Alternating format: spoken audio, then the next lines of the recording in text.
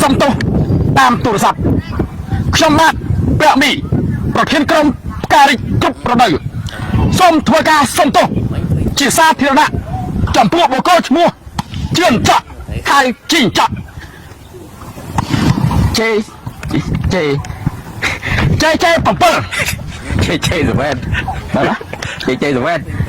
ជេ7ដោយមូលហេតុការប្រកួតការពីថ្ងៃមុនយើងខ្ញុំដាក់ជីងច័កលេងបានតែ5នាទីក៏ដូរចេញធ្វើឲ្យ JJ7 ខ្មាស់គេយ៉ាងខ្លាំង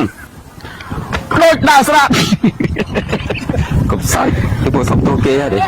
ដូចដើរស្រាតកណ្ដាលផ្សារអញ្ចឹងដូចនេះដើម្បីព្យាបាលជំងឺផ្លូវចិត្តលោកច័កខ្ញុំបានប្រាក់មីសូមធ្វើសន្យាថានៅថ្ងៃទី31ខែ5ខាងមុខនេះដល់ណានេះក្នុងការប្រកួតពានរង្វាន់សុខីលិច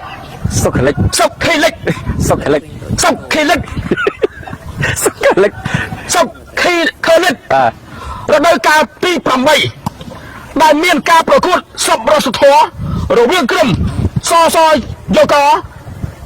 អឡូស្តា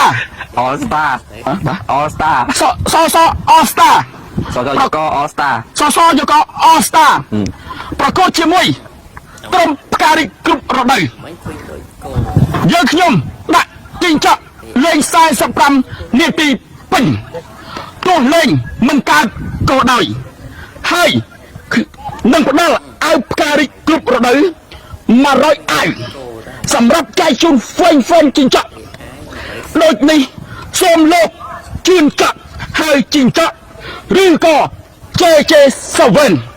ទទួលការសុំទោសនេះពីខ្ញុំត្រៀមខ្លួនសម្រាប់លេង45នាទីពេញដូចនេះសូមលោកប្អូនមកចូលរួមឲ្យបានបងប្អូនដូចនេះសូមបងប្អូនមកចូលរួមឲ្យបានច្រើនកកដើម្បីជាសាក្សីថា JJ7 លេងបានពេញតង់ឬអត់ថ្ងៃនេះផងដែរក៏មានតារាចម្រៀងហងមាសមិនហងមាសទេបាទមាសសុកសុភាក៏មានតារាចម្រៀងមាសសុកសុភាក្រុមក្មេងខ្មែរគីងគួយស្អីគីងឈីរ៉េពើក្រុមក្មេងខ្មែរហើយអានគីងឈីនិងតារាចម្រៀងផ្សេងទៀតផងដែរដើម្បីជាការលងចិត្តលោក JJ7 ហើយជីងច័កសូមស្ដាប់ចម្រៀងអាយ៉ៃមួយបទជាតិជាខ្មែរត្រូវតែសាងនៅភពសំណាងគ្រប់ប្រមកមក